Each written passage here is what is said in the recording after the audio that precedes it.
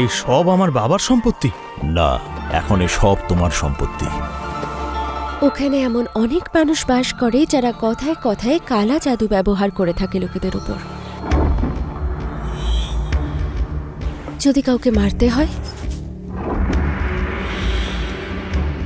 বা যদি কাউকে বশে আনতে হয়, ওই জায়গাটা খুবই ভয়ঙ্কর। দেখে তো মনে হয় না ওখানে এমন কিছু হবে বলে। এই সব সম্পত্তির একমাত্র উত্তরাধিকারী। কিন্তু শয়তানের জালে ফেঁসে গিয়েছিলেন। করি, আমি চাই যে ওই শক্তি তুমি অর্জন করো।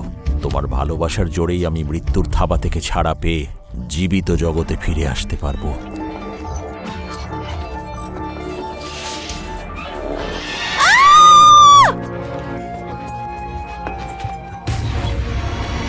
বাবার ইচ্ছেটা আমাকে পূর্ণ করতেই হবে। আমার তরফ থেকে তোমার বাবার জন্য। এই করতে গিয়েই বাবার মৃত্যু হয়েছে। তুমি আজ তোমার বাবার সঙ্গে দেখা করতে চাও তো? হ্যাঁ।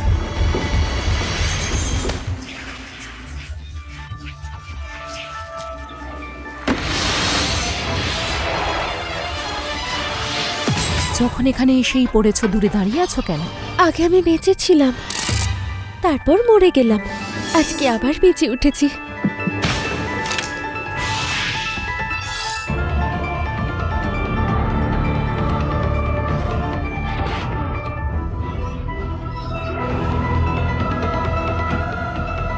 তুমি এসে গেছো।